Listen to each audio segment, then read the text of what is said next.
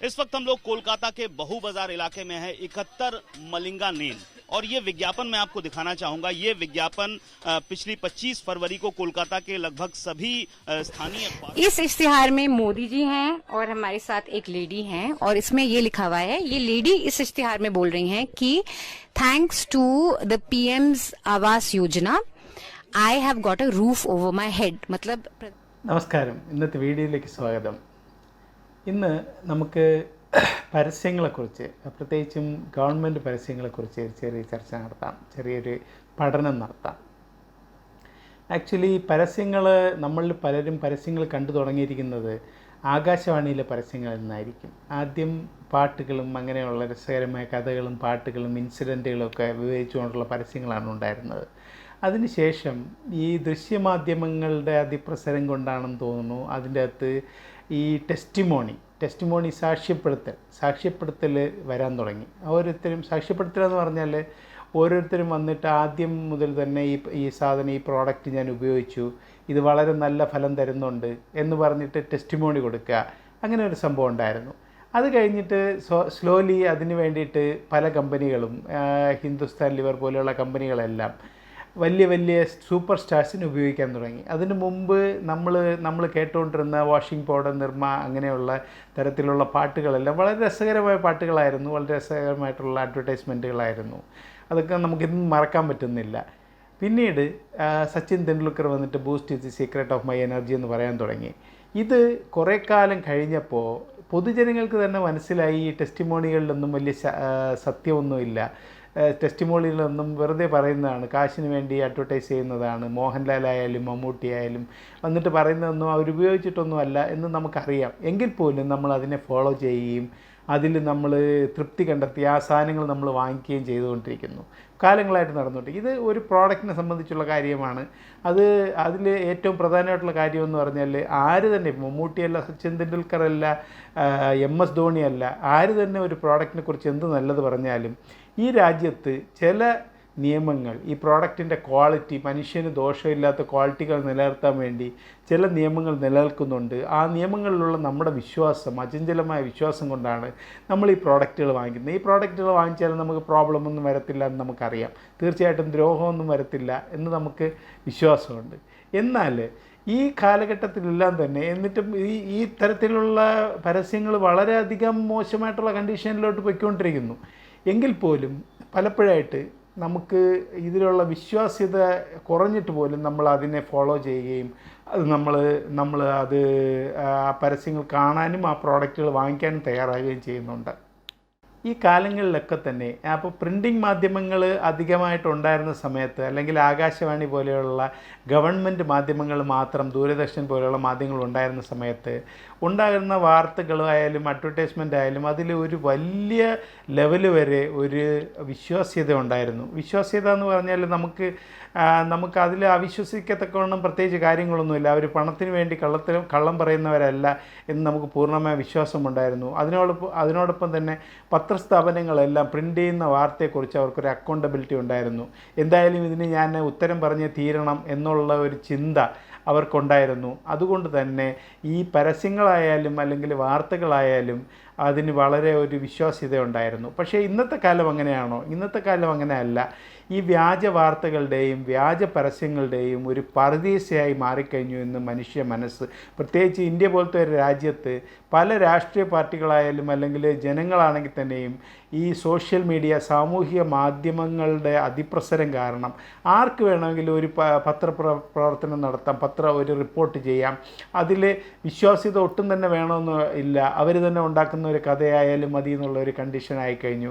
അതുമാത്രമല്ല, ഇതിൽ ഏറ്റവും വലിയ അപകടം എന്ന് പറഞ്ഞാൽ ഒരു വലിയ ഭൂരിപക്ഷം ആൾക്കാർക്ക് ഇതിനെക്കുറിച്ചൊന്നും വലിയ ചിന്തയൊന്നും പുലർത്താതെ, ഇതിനെക്കുറിച്ചൊന്നും ചിന്തിക്കാതെ തന്നെ ഇതിൽ വിശ്വാസ്യത അർപ്പിക്കുകയും ഇതിനെക്കുറിച്ച് അവർ ആധികാരികമായിട്ട് സംസാരിക്കുകയും ചെയ്യുന്നുണ്ട്. ഈ പല വ്യാജ വാർത്തകളും ആൾക്കാർ, പ്രത്യേകിച്ചും ഈ സീനിയർ സിറ്റിസൺസ് ആയിട്ടുള്ള ആൾക്കാർ, പ്രായം ചെന്ന ആൾക്കാർ, അവർ പണ്ട് മുതൽ തന്നെ ഈ വിശ്വാസ്യതയെ വിശ്വസിച്ച് വന്നിരുന്നവരാണ്. ഈ മാധ്യമങ്ങളുടെ വിശ്വാസ്യതയിൽ പൂർണ്ണമായിട്ടും തൃപ്തരായിരുന്ന ഒരു ജനറേഷനാണ് അവർ. അതുകൊണ്ട് തന്നെ അവർ ഇന്ന് സാമൂഹിക മാധ്യമങ്ങളിൽ വരുന്ന സംഭവങ്ങളെല്ലാം പൂർണ്ണമായിട്ടും കണ്ണടച്ചുകൊണ്ട് തന്നെ വിശ്വസിക്കുന്നു, അതിനെ ടെസ്റ്റിമണൈസ് ചെയ്യുന്നു, അതിനെ പലരോടും പറയുന്നു, വിശ്വാസ്യത വച്ചു പുലർത്താൻ ശ്രമിക്കുന്നു എന്നുള്ളത് വളരെ ദയനീയമായൊരു ചിത്രമാണ്. ഇതിനെല്ലാം ഉപരിയായിട്ട് നമ്മളിന്ന് കണ്ടുകൊണ്ടിരിക്കുന്ന, നമ്മൾ വളരെ കാലമായിട്ട് കണ്ടുകൊണ്ടിരിക്കുന്ന ഒരു പരസ്യ രൂപമാണ് ഗവൺമെൻറ് പരസ്യങ്ങൾ. ഗവൺമെൻറ് പരസ്യങ്ങൾ എന്ന് പറഞ്ഞാൽ ഗവൺമെൻറ്റിൻ്റെ ആക്ടിവിറ്റീസ്, പോളിസീസ്, അങ്ങനെയുള്ള അവരുടെ പ്രവർത്തനങ്ങൾ, അവരുടെ മഹത്വങ്ങൾ, ഇങ്ങനത്തെ കാര്യങ്ങളെ ജനങ്ങളിലേക്ക് എത്തിക്കാൻ വേണ്ടിയിട്ട് സാമൂഹിക മാധ്യമങ്ങളിലായാലും അല്ല ടി വിയിലായാലും ദൃശ്യമാധ്യമങ്ങളിലായാലും അല്ല പത്രങ്ങളിലായാലും അച്ചടി മാധ്യമങ്ങളിലും എല്ലാം തന്നെ ഗവൺമെൻറ് പല കാലങ്ങളിലായിട്ട് പരസ്യങ്ങൾ കൊടുക്കുന്നുണ്ട്. ഈ പരസ്യങ്ങളൊക്കെ തന്നെ പലപ്പോഴും പല പത്രസ്ഥാപനങ്ങൾക്കും പല മാധ്യമ സ്ഥാപനങ്ങൾക്കും അവരുടെ ചിലവും മറ്റും കഴിഞ്ഞു പോകാൻ, അല്ലെങ്കിൽ അവരുടെ ഒരു ബ്രേക്ക് ഈവൻ, അവരുടെ നഷ്ടം വരാത്ത ഒരവസ്ഥ ഉണ്ടാക്കിയെടുക്കുന്നതിന് ഈ തരത്തിലുള്ള പരസ്യങ്ങൾ ഗവൺമെൻറ് കൊടുക്കുന്ന, അതിന് ക്ലാസിഫിക്കേഷനൊക്കെ ഉണ്ട്. ഗവൺമെൻറ്റിൻ്റെ PR, public relations department, PRD, അവരാണ് ഈ പരസ്യങ്ങൾ കൊടുക്കുന്നത്. ഇവർ ഈ പരസ്യങ്ങൾ കൊടുക്കുമ്പോൾ ഒരു വർഷത്തേക്ക് ഓരോ പത്രത്തിനും ഇത്ര രൂപ ബഡ്ജറ്റ് എന്ന് പറഞ്ഞ് കൊടുക്കുന്ന സാഹചര്യത്തിൽ പത്രങ്ങൾക്ക് ഇതിൽ നിന്ന് പത്രങ്ങൾക്കും എക്സ്പ്രസ് വാർത്ത അടക്കമുള്ള, മനോരമ അടക്കമുള്ള എല്ലാ പത്രങ്ങൾക്കും ഇതിൽ നിന്നും വലിയ ഒരു നേട്ടമുണ്ടാകുന്നു. അതുകൊണ്ട് തന്നെ അവരുടെ ചിലവുകളും ബാക്കിയൊക്കെ കാര്യങ്ങളും നടന്നു പോകുന്നു. ഇതിനോടൊപ്പം തന്നെ പല മാധ്യമങ്ങളെയും ഈ പരസ്യങ്ങളിലൂടെ തന്നെ ഇതിനോടൊപ്പം തന്നെ സഹായിക്കാൻ വേണ്ടിയിട്ട് ഗവൺമെൻറ്റിൽ നിന്നും അവർക്ക് പ്രിൻ്റ് ചെയ്യാനുള്ള പേപ്പറും ബാക്കിയുള്ള കാര്യങ്ങളുമൊക്കെ സബ്സിഡൈസ്ഡ് റേറ്റിൽ കൊടുക്കുന്നുണ്ട്. പത്രപ്രവർത്തനം നിലനിൽക്കാൻ വേണ്ടിയിട്ട് മാധ്യമത്തിൻ്റെ ആവശ്യകത മനസ്സിലാക്കിക്കൊണ്ട് ഗവൺമെൻറ്റുകൾ ചെയ്യുന്ന കാര്യങ്ങളാണിതൊക്കെ. ഇതിൽ നമ്മൾ ഇന്ന് ഡിസ്കസ് ചെയ്യാൻ പോകുന്നത് ഈ പത്രപരസ്യങ്ങളിൽ അല്ലെങ്കിൽ മാധ്യമങ്ങളിലെ പരസ്യങ്ങളിൽ ഇന്ന് ഈവൻ ഗവൺമെൻറ് പരസ്യങ്ങളിൽ പോലും, ഞാൻ നേരത്തെ പറഞ്ഞതുപോലെയുള്ള പ്രൈവറ്റായിട്ടുള്ള കമ്പനികളുടെ പരസ്യങ്ങളിൽ വരുന്നത് പോലെയുള്ള വിശ്വാസ്യതയാണോ, എത്രത്തോളം വിശ്വാസ്യതയാണ് ഗവൺമെൻറ് പരസ്യങ്ങൾ പോലും നിലനിർത്തുന്നതെന്നുള്ളത് നമുക്കറിയേണ്ട കാര്യമാണ്. ഇപ്പോൾ ഈ കേരളം, തമിഴ്നാട്, ബംഗാൾ, ഒറീസ അടക്കം, ആസാം അടക്കം പല സ്റ്റേറ്റുകളിലും ഇപ്പോൾ ഇലക്ഷൻ നടക്കുന്നുണ്ട്. ഈ ഇലക്ഷനോടനുബന്ധിച്ച് ഒരുപാട് പരസ്യങ്ങൾ കൊടുക്കുന്നുണ്ട്. ഈ പല പരസ്യങ്ങളും നമ്മൾ കാണുന്ന പരസ്യങ്ങൾ ഇവിടുത്തെ പരസ്യമായാലും അല്ലെങ്കിൽ മലയാളികളുടെ പരസ്യമായിക്കോട്ടെ അല്ലെങ്കിൽ തമിഴരുടെ പരസ്യമായിക്കോട്ടെ, ഏത് പരസ്യമാണെങ്കിലും പല പരസ്യങ്ങളിലും നമ്മൾ ഒരു പൊതു അളവിലുള്ള വിശ്വാസ്യത നമുക്ക് തോന്നുന്നില്ല. നമുക്കത് വിശ്വസിക്കാമോ എന്നൊരു സംശയം നമ്മുടെ മനസ്സിൽ ഉണ്ടാകുന്നു. ഈ സംശയം ഉണ്ടാകുന്നത് ഈ കാലഘട്ടത്തിൽ ഇത്തരത്തിലുള്ള അമിതമായിട്ടുള്ള പരസ്യങ്ങൾ, ഈ വ്യാജ പരസ്യങ്ങൾ ഗവൺമെൻറ് ലെവലിൽ പോലും വന്നു ചേരുന്നതുകൊണ്ടാണ്. അതിപ്പോൾ നമ്മൾ ചിന്തിക്കും, എന്തുകൊണ്ടാണ് ഗവൺമെൻറ് അതിൻ്റെ ഇമേജ് നിലനിർത്താൻ വേണ്ടിയിട്ട്, അല്ലെങ്കിൽ നമുക്ക് കൂടുതൽ പോപ്പുലാരിറ്റി കിട്ടാൻ വേണ്ടിയിട്ട്, അല്ലെങ്കിൽ കൂടുതൽ വോട്ട് കിട്ടാൻ വേണ്ടി, വോട്ട് ബാങ്ക് ലക്ഷ്യമാക്കിക്കൊണ്ട് ഗവൺമെൻറ് ഇത്തരം പരസ്യങ്ങൾ കൊടുക്കുന്നുണ്ട്. ഈ ഗവൺമെൻറ് പരസ്യങ്ങളിൽ പോലും വിശ്വാസ്യതയില്ലാത്ത അവസ്ഥ ഇന്നത്തെ കാലത്ത് ഉണ്ടായിരിക്കുന്നു എന്നുള്ളത് നമ്മൾ ഈ വീഡിയോയിൽ കൂടെ മനസ്സിലാക്കാൻ വേണ്ടി ശ്രമിക്കുകയാണ്. അപ്പം നമ്മുടെ മനസ്സിൽ, നിങ്ങൾ കണ്ടുകൊണ്ടിരിക്കുന്ന ആൾക്കാരുടെ മനസ്സിൽ സ്വാഭാവികമായിട്ടും ഉണ്ടാകുന്ന ഒരു സംശയം എന്താണെന്ന് പറഞ്ഞാൽ, ഇതിൽ എത്രത്തോളം ഞാൻ പറയുന്ന കാര്യത്തിൽ എത്രത്തോളം വിശ്വാസ്യതയുണ്ട്, ഗവൺമെൻറ് പരസ്യങ്ങളൊക്കെ കള്ളമാണോ, അല്ലെങ്കിൽ ഗവൺമെൻറ് പരസ്യത്തിൽ വിശ്വാസ്യത ഇല്ലേ, ഇങ്ങനെയുള്ള ചിന്തകൾ തീർച്ചയായിട്ടും നമ്മുടെ മനസ്സിലുണ്ടാകും. അതിന് ഇന്ന് നമുക്കൊരു ചെറിയൊരു കേസ് സ്റ്റഡി നടത്താം. ഇന്ന് നമുക്ക് ഒരു ചെറിയൊരു പരസ്യം, നമ്മുടെ സെൻട്രൽ ഗവൺമെൻറ്, നമ്മുടെ കേന്ദ്ര ഗവൺമെൻറ് നൽകിയിട്ടുള്ള ഒരു പരസ്യം എടുത്തിട്ട് നമുക്ക് അതിൻ്റെ അകത്തൊരു ചെറിയൊരു പോസ്റ്റ്മോർട്ടം നടത്താം. അതിൻ്റെ അകത്ത് നമുക്ക് ചില കാര്യങ്ങൾ നമുക്ക് മനസ്സിലാക്കാൻ പറ്റുമെന്ന് വിശ്വസിക്കുന്നു. നേരത്തെ പറഞ്ഞതുപോലെ ഇപ്പോൾ ബംഗാളിൽ ഇലക്ഷൻ നടക്കുകയാണ്. അതിനോടനുബന്ധിച്ച് ഫെബ്രുവരി 25 പ്രധാനമന്ത്രി ആവാസ് യോജന, PMAY എന്നൊരു സ്കീമിൻ്റെ ഒരു പരസ്യം വന്നിരുന്നു. ടൈംസ് ഓഫ് ഇന്ത്യയിലാണ് പരസ്യം വന്നത്. ഈ പരസ്യം കൽക്കട്ടയിലുള്ള ടൈംസ് ഓഫ് ഇന്ത്യയുടെ എഡിഷനിലാണ് അവർ പ്രസിദ്ധപ്പെടുത്തിയത്. ആ പരസ്യത്തിൽ പറയുന്നത് എന്താണെന്ന് പറഞ്ഞാൽ, അതിപ്പോൾ ഈ പരസ്യം ഞാനിതിൽ കാണിക്കുന്നുണ്ട്, നിങ്ങൾക്ക് കാണാൻ പറ്റും.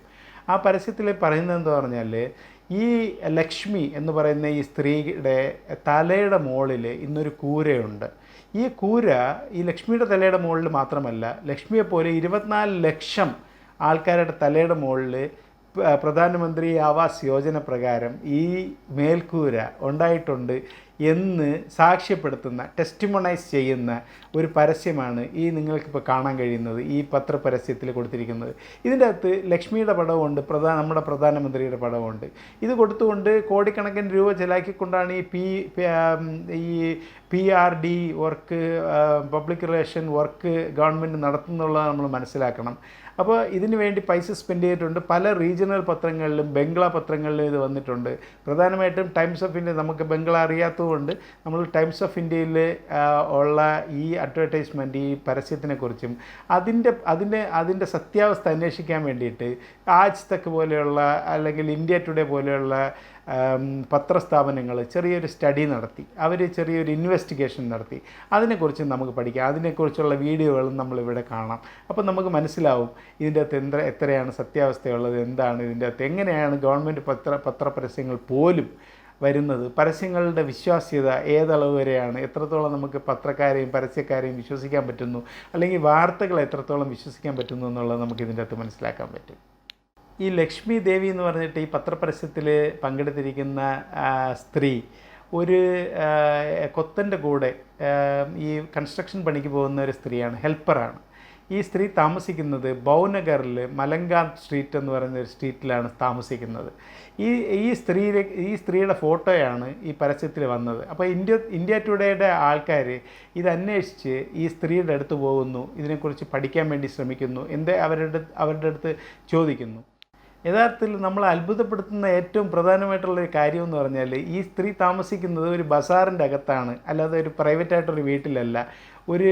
കുറേ വീടുകളിൽ ഇങ്ങനെ ചെറിയ ചെറിയ വീടുകളടങ്ങിയ ഒരു സ്ട്രീറ്റിൻ്റെ അകത്താണ് താമസിക്കുന്നത്. അതുമാത്രമല്ല, ഈ സ്ത്രീ ടെസ്റ്റിമോണൈസ് ചെയ്യുന്ന ഈ സ്ത്രീ പറയുന്നത് എന്താണെന്ന് പറഞ്ഞാൽ, എനിക്ക് ഈ ഫോട്ടോ എപ്പോഴാണ് എടുത്തതെന്ന് പോലും എനിക്കറിയില്ല എന്നാണ് പറയുന്നത്. ഇവർ കൽക്കട്ടയിൽ ഒരു പണി ചെയ്യാൻ വേണ്ടിയിട്ട് ഒരു സ്ഥലത്ത് പോയ സമയത്ത് എടുത്തതായിരിക്കും. അപ്പോഴിട്ടിരുന്ന ഒരു ഡ്രസ്സിൻ്റെ കണക്കിലാണ് അവർ പറയുന്നതെന്ന് ഈ റിപ്പോർട്ടർ പറയുന്നു. ഇതിൻ്റെ അകത്ത് അവർ പറയുന്നു, എനിക്കറിയില്ല, ഇത് ഞാൻ ആരുടെടുത്തും പരാതിപ്പെട്ടിട്ടില്ല, എനിക്കറിയില്ല എപ്പോഴാണ് ഫോട്ടോ എടുത്തതെന്നറിയില്ല. അപ്പോൾ ഈ പത്രക്കാരൻ ചോദിക്കുന്നു, നിങ്ങൾ BJP അധികാരികളുടെ അടുത്തോ അല്ലെങ്കിൽ വേറെ ഏതെങ്കിലും ഗവൺമെൻറ് ലെവലിലുള്ള ആരുടെടുത്തെങ്കിലും ഇതിനെക്കുറിച്ച് സംസാരിച്ചോ? ഇല്ല, അതിനുള്ള വിദ്യാഭ്യാസമോ വിവരമോ എനിക്കില്ല, അതിനെക്കുറിച്ച് ഞാൻ ആരോടും സംസാരിച്ചിട്ടില്ല എന്നാണ് ആ സ്ത്രീ പറയുന്നത്. യഥാർത്ഥത്തിൽ സംഭവിച്ചിരിക്കുന്നതെന്ന് പറഞ്ഞാൽ, ഈ 24 ലക്ഷം ആൾക്കാർക്ക് ഈ വീട് ഉണ്ടാക്കി കൊടുത്തിട്ടുണ്ട് എന്ന് പറഞ്ഞ് പത്രപരസ്യം കൊടുത്ത ഈ സ്ത്രീക്ക് സ്വന്തമായിട്ടൊരു വീടില്ല. അവരുടെ മരുമക്കളും മക്കളും അടക്കം 8 പേര് ഒരു ചെറിയ റൂമിൻ്റെ അകത്താണ്, ഈ ഒരു കുടിസ് റൂമിൻ്റെ അകത്താണ് താമസിക്കുന്നത്. അവർ ഒരു മാസം 500 രൂപ വാടക കൊടുത്തിട്ടാണ് ഈ കെട്ടിടത്തിൽ താമസിക്കുന്നത്. അപ്പോൾ ഇതിൻ്റെ അകത്ത് ഈ 24 ലക്ഷം എന്ന് പറയുന്ന കണക്കിൽ പോലും ഒരു വിശ്വാസ്യത ഇല്ലാതാകുന്നു. ബേസിക്കായിട്ട് നമ്മൾ കൊടുക്കുന്ന ഒരു ഫോട്ടോയ്ക്ക് പോലും, ഒരു ഫോട്ടോ എടുക്കാൻ പോലും ഒരാളിന് ഒരു വീട് വെച്ച് കൊടുത്തിട്ടില്ലേ എന്ന് സാധാരണക്കാരായ ജനങ്ങൾ ചിന്തിച്ചിട്ടുണ്ടെങ്കിൽ അതിൽ വലിയ തെറ്റൊന്നും നമുക്ക് കാണാൻ പറ്റത്തില്ല. കാരണം ഇതിൻ്റെ അകത്ത് ഒരു തരത്തിലുള്ള വിശ്വാസ്യതയും നമ്മൾ കാണുന്നില്ല. ഈ പരസ്യം കാണുമ്പോൾ തന്നെ നമുക്ക് മനസ്സിലാക്കാൻ കഴിയുന്നതെന്ന് പറഞ്ഞാൽ, പാവപ്പെട്ട ആൾക്കാരുടെ ചുമ്മാ ഫോട്ടോ എടുത്തിട്ട്, ഇതിന് മുമ്പും ഇത് ആദ്യത്തെ സംഭവമല്ല, ഞാൻ ഇതിനെക്കുറിച്ച് ഒന്ന് പറയുന്നു എന്നേ ഉള്ളൂ, നമ്മൾ അമിതമായിട്ടുള്ള വിമർശനത്തിലേക്ക് പോകുന്നില്ല. ഇതിനു മുമ്പും പല പത്രപരസ്യങ്ങളിലും ഞാനിത് കാണുന്നു. പല ആൾക്കാരെയും ഇതുമായിട്ട് ഒരു ബന്ധമില്ലാത്ത ആൾക്കാരെ ഇതിൻ്റെ അകത്ത് കൊണ്ടുവന്നിട്ട് ഇതിന് 3 ഇരട്ടി വരുമാനം ഉണ്ടായി, 4 ഇരട്ടി വരുമാനം ഉണ്ടായി എന്നൊക്കെ കാണിക്കുന്നു. ഇത്തരത്തിലുള്ള ചീപ്പായിട്ടുള്ള പബ്ലിസിറ്റിക്ക് വേണ്ടി നമ്മുടെ ഗവൺമെൻറ്റുകൾ പോലും നമ്മുടെ പത്രങ്ങളെയും അല്ലെങ്കിൽ നമ്മുടെ മീഡിയയെ ഉപയോഗിക്കുന്നു എന്നുള്ളത് വളരെ പരിതാപകരമാണ്. പിന്നെ സോഷ്യൽ മീഡിയയിൽ ഗവൺമെൻറ് അടക്കമുള്ള എല്ലാ പാർട്ടികളുടെയും, മാർക്സിസ്റ്റ് പാർട്ടി ആയാലും കോൺഗ്രസ് ആയാലും മറ്റെല്ലാ പാർട്ടികളുടെയും കാര്യങ്ങളെക്കുറിച്ച് ഞാനിവിടെ പറയേണ്ട കാര്യമില്ല. അവരെല്ലാം തന്നെ ഇതിൻ്റെ അകത്ത് അതികഠിനമായിട്ടുള്ള തീവ്രമായിട്ടുള്ള ശ്രമം നടത്തുന്നുണ്ട്, ഇല്ലാത്ത കാര്യങ്ങളിൽ ജനങ്ങളിൽ എത്തിക്കാൻ വേണ്ടിയിട്ട്, ഇല്ലാത്ത തരത്തിലുള്ള പ്രചാരണം നടത്താൻ വേണ്ടിയിട്ട്, നമ്മുടെ മുഖം രക്ഷിക്കാൻ വേണ്ടിയിട്ട്, നമ്മൾ നല്ല കാര്യങ്ങളാണ് ചെയ്യുന്നതെന്ന് പരസ്യപ്പെടുത്താൻ വേണ്ടിയിട്ട്. इस वक्त हम लोग कोलकाता के बहु बाजार इलाके में है। 71 मलिंगा नेन, और ये विज्ञापन मैं आपको दिखाना चाहूंगा। ये विज्ञापन पिछली 25 फरवरी को कोलकाता के लगभग सभी स्थानीय अखबारों में निकला। और यहाँ पर जो महिला दिखाई दे रही हैं प्रधानमंत्री नरेंद्र मोदी के साथ, और यहाँ पर लिखा हुआ है आत्मनिर्भर भारत, आत्मनिर्भर बंगाल।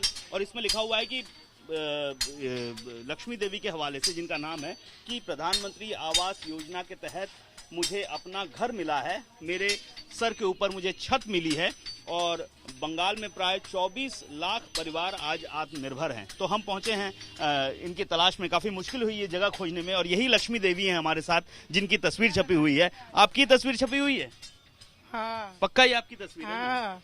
कब लिया गया था तस्वीर, कुछ पता है? ना बाबू, हम काम कर रहे थे बाबू घाट में। 14 का 15 का काम खत्म हो गया था। जो नहीं गंगा सागर का मेला लगते हैं उसी में काम कर रहे थे। हमको कुछ पता नहीं है, बाथरूम में काम कर रहे थे ड्यूटी, हमको कुछ मालूम नहीं है सब फोटो का बारे में। इसमें दिया है कि आपको अपना घर मिला है प्रधानमंत्री आवास योजना के तहत, मिला है क्या? तो कोई बातचीत नहीं है। आपका कोई घर जहाँ कहाँ रहती हैं आप? दिखाइए। तो हाँ दिखाइए दिखाइए, चलिए हम देखते हैं ये कौन सा घर है। ये क्या आपका घर है? भाड़ा घर है। किराए का घर है? कितना रुपया भाड़ा देती है? 500 रुपया भाड़ा। लेकिन यहाँ पर तो दिखा है कि आपको अपना घर मिल गया है। प्रधानमंत्री नहीं मिला है? नहीं। प्रधानमंत्री आवास योजना के तहत इनको घर नहीं मिला है, लक्ष्मी देवी का कहना है। और ये जो किराए का घर है, बड़ा छोटा घर है, शायद 5 बाई 5 या 6 बाई 6 का घर है। कितने लोग रहते हैं इस घर में? देखिए सब बहू लोग रहते हैं, बच्चा है, लड़का लोग। कुल कितने लोग इस घर में रहते हैं? कुल हम लोग 5-6 आदमी हैं। 5-6 आदमी रहते हैं। बच्चा लेकर 6 आदमी, मेरा लेकर 7 आदमी। 7 आदमी। आप क्या? हम तो बाहर में सो जाते हैं। हाँ। बच्चा लोग रहता है। छत नहीं है आपकी? नहीं, तो जो है जो मेरा किराया का घर। इसमें सो भी नहीं पाती, इतना छोटा है। कैसे सोएगा बाबू? फिर पानी उनी पड़ता था, इधर से चूता है उधर। तो ऐसे में आपसे बिना कुछ पूछे ये सब दे दिया गया? बिना पूछे। जो अगर हमको घिसता ना, हम उसको भी पकड़ते कि किस लिए मेरा फोटो खींच रहे हैं। हमको कुछ मालूम ही नहीं, हम जान नहीं रहे। जब सो के उठे, सब फोटो खरीदा है, सो के उठे हैं तो सभी बोल रहे आपका पेपर में फोटो आया। तो हम घबरा गए, अरे मेरा क्या आएगा फोटो, ना बात ना चीत है। तो देख रहे तो सही में फोटो है। तो हम फिर 1 हफ्ता हम चिंता कर दिए कि काहे मेरा फोटो तो दिए। आपने बीजेपी दफ्तर में बात की, पता किया, कहा कि ये तो मेरे को तो मुझे तो मिला नहीं है? अभी हम बात नहीं की है। नहीं बात की? हम न पढ़ा न लिखा, हम इस सब के बारे में जानते भी नहीं है कुछ। बिल्कुल, इनको कुछ भी मालूम नहीं है इस इश्तेहार के बारे में, विज्ञापन के बारे में। इनका जो घर है ये भी किराए का घर है और कम से कम 5-6 लोग इस छोटे से कमरे में रहते हैं।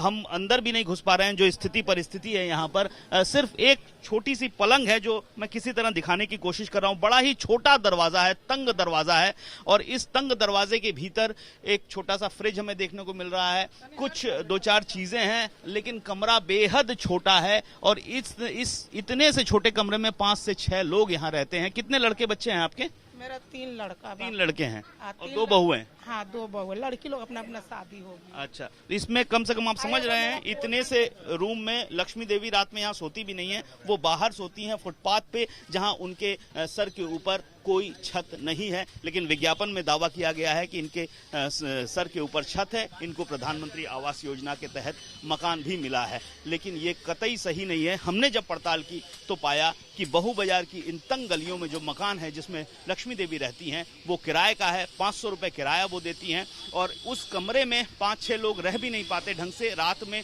सो नहीं पाते हैं। लक्ष्मी देवी को बाहर सोना पड़ता है। कैमरामैन रक्तिम के साथ अनुपम मिश्र, आज तक, कोलकाता। इस इश्तिहार में मोदी जी हैं और हमारे साथ एक लेडी हैं और इसमें ये लिखा हुआ है, ये लेडी इस इश्तिहार में बोल रही हैं कि thanks to the PM's Awas Yojana I have got a roof over my head. मतलब प्रधानमंत्री की जो योजना है, घर देने की आवास योजना है, उसकी वजह से मेरे घर पे मुझे अब छत मिल गई है और मेरे जैसे 24 लाख लोग और हैं जिनको छत मिल गई है और अब हम सब आत्मनिर्भर हो गए हैं। तो we found the lady who is here and we are here to talk to her. नमस्ते लक्ष्मी देवी। नमस्ते मैडम जी। ये फोटो आपकी है? हाँ। अच्छा, और ये कब ली? एक तो हम गंगा सागर बाबू घाट में काम कर रहे थे। 15 को हम लोग का काम खत्म हो गया, शुक्रवार को। हाँ, शुक्रवार को खत्म हो गए थे। 15 फरवरी? हाँ। अच्छा, तो आपको लगता है तब ली? हमको तकलीफ तो लग रहा है। नहीं, मैंने पूछा ये फोटो आपकी कब ली? तो हमको ये पता नहीं है कब लिए, समझे। हम तो बोल रहे ना, सो के उठे तो सभी बोल रहे आपका पेपर में फोटो आ गया। तो हम बोला काहे झूठ सब बोल रहे हैं। तो हम देखें तो बोला सही में मेरा फोटो मगर कहाँ लिया हमको ये पता नहीं है। हम बाबू घाट में काम किए, इतना हमको पता है कि हम 10 दिन काम किए थे बाथरूम घर में। हाँ, तो ये ड्यूटी हम किए थे, ये हमको पता है और कोई पता नहीं। ये घर आपका है? नहीं, ये घर मेरा नहीं है। घर रहने से हम झोपड़ी में रहेंगे। आप ही लोग देखिए ये घर। परीक्षा एक बार घर दिखा दीजिए। दीजिए ऑडियंसेस को। तो ये घर इनका है। ये तो भाड़े का घर है मैडम, 500 रुपया का भाड़ा चलते हैं। तो आपका खुद का घर नहीं है ये? नहीं, खुद का नहीं है। 500 रुपए देती हैं महीने का भाड़ा। अच्छा। और इस इश्तिहार में लिखा है कि प्रधानमंत्री आवास योजना के तहत आपको ये घर मिला, तो ये सही है या ये तो गलत है आपको? गलत है, ये झूठी बात है। നമ്മൾ ഈ വീഡിയോ കൊണ്ട് ഇന്ന് ഉദ്ദേശിച്ചത് ഈ പൊതുജനങ്ങൾക്ക് പൊതുവായിട്ട് ഈ തരത്തിലുള്ള കാര്യങ്ങൾ ഈ തരത്തിലുള്ള കാര്യങ്ങളിലുള്ള വിശ്വാസ്യതയെക്കുറിച്ച് ഒരു ബോധം ഉണ്ടാക്കാൻ വേണ്ടിയിട്ടാണ്. ഇതിൻ്റെ അകത്ത് ചിലപ്പോൾ ഇതിൻ്റെ അകത്ത് ഹിന്ദിയും ബംഗ്ലയുമായിട്ടൊക്കെ ഉള്ള കാര്യങ്ങളാണ് വരുന്നത്. പലപ്പോഴും ഈ വീഡിയോ കാണുമ്പോൾ മലയാളികൾ പലർക്കും ഈ ലാംഗ്വേജസ് മനസ്സിലാവില്ലായിരിക്കും. എങ്കിൽ പോലും ഇതിൻ്റെ അകത്ത് പൊതുവെയുള്ള ഒരു വിശ്വാസ്യത എത്രത്തോളം ഉണ്ടെന്നുള്ളത് നമുക്ക് മനസ്സിലാക്കാൻ കഴിയുന്നു. ഇത്രത്തോളം പാത്തറ്റിക് ആയിട്ടുള്ള ഒരു കണ്ടീഷനാണ് നമ്മുടെ വ്യാജ വാർത്തകളും വ്യാജ പരസ്യങ്ങളും ഒക്കെ ഇപ്പോൾ നിലനിർത്തുന്നതെന്നുള്ളത് നമുക്ക് ഒരിക്കലും ഇമാജിൻ പറ്റാത്ത രീതിയിൽ നമ്മുടെ പൂർവികരെക്കുറിച്ച്, നമ്മുടെ രാഷ്ട്രീയ നേതാക്കളെക്കുറിച്ച്, നമ്മുടെ സ്വാതന്ത്ര്യ സമരത്തിനെക്കുറിച്ച് എല്ലാം വിവരണം വരുന്നുണ്ട്. ഇതിൽ നിന്നും നമ്മൾ ഇതിലൊന്നും വഞ്ചിതരാകാതിരിക്കുക എന്നുള്ളതാണ് എൻ്റെ ഈ വീഡിയോയിലൂടെയുള്ള ഒരു അഭ്യർത്ഥന. Thank you for patient watching. Thank you.